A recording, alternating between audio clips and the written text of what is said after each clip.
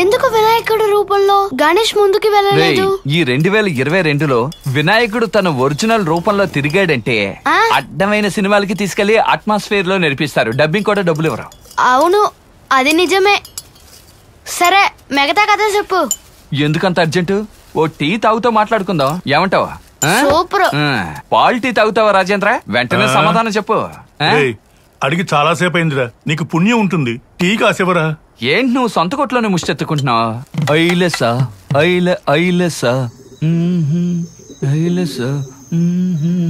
కాదు, తెలియక అడుగుతున్నాను.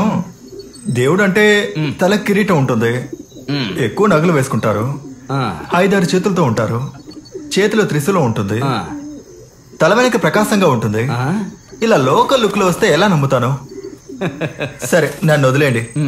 ఇక్కడున్న ఎవడైనా మిమ్మల్ని దేవుడిని ఒప్పుకుంటే నేను మల్లికక్కకి ఇవ్వాల్సిన అద్దె డబ్బులన్నీ ఇచ్చేసి అదే ఇంట్లో ఊరేసుకుంటాను. నేను ఒకటి చెప్పనా, దేవుడిని శిలగా చూసాం, లేదంటే ఫోటోలో చూసాం. ఇలాంటి మిల్లులో లోకల్ గా వచ్చి కూర్చుంటే ఎలా నమ్ముతాం? అయ్యో దేవుడా అంటారు.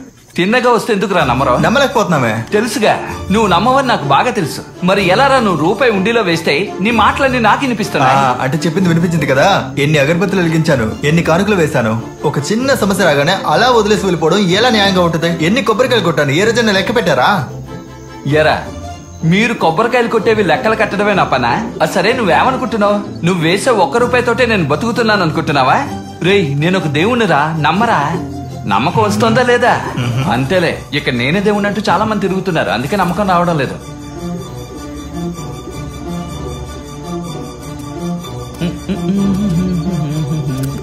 సరే, నేను ఇంట్లో నుంచి వెళ్ళిన ప్రతి చోట ఎందుకు ఎస్కేప్ అవుతూ ఉన్నారు? మిమ్మల్ని ఎక్కడెక్కడ వెతికానో తెలుసా? వెతికి వెతికి పిచ్చివాడిని అయిపోయాను. ఇప్పుడైనా అడిగావుగా. ఎరా, నువ్వు ఎంత మందిని మోసం చేసావు? ఎంత మంది దగ్గర అబద్ధం చెప్పావు? నువ్వు ఫ్రాడ్ చేయని రోజంటూ ఉందా? అదే కాకుండా వచ్చే వాళ్ళందరికీ డెంగ్యూ వ్యాధివ్వు, లైట్ గా యాక్సిడెంటల్ చెయ్యి. ఇవన్నీ చేయడం నా పని. దీనికంటే హైలైట్ గా ఒకటి చేస్తావు, గుర్తుందా? 1/2 కిలోమీటర్ గుడి, వయసు అయిన వాళ్ళను చూడకుండా 16 కిలోమీటర్లు చుట్టొచ్చి వాళ్ళ దగ్గర 500 కొట్టేసావే. ఇదంతా ఫ్రాడ్ కదా? ఏమయ్యా, నిజంగా చిల్లలేదు, తెలియ కూడా మాట్లాడుకో.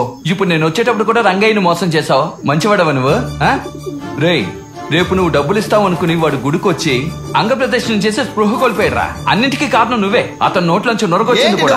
ఏమీ తెలియకుండా మాట్లాడుతున్నావు. ఆయన నైట్ ప్రశాంతంగా మాట్లాడుకుంటాడని అలా చెప్పాను, అది కూడా నా తప్పేనా? ఎలా?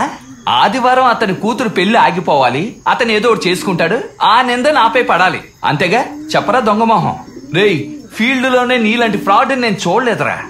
నా పేరు నీకు పెట్టాడుగా మీ నాన్న, వాడు గనక నాకు చేతికి చిక్కాడు అంతే. నేను వాడిని వెతుకుతున్నాను, చూస్తే చెప్పు. ఏంటి? ఫ్రాడ్లను వెతకడమే నా పని కాదు.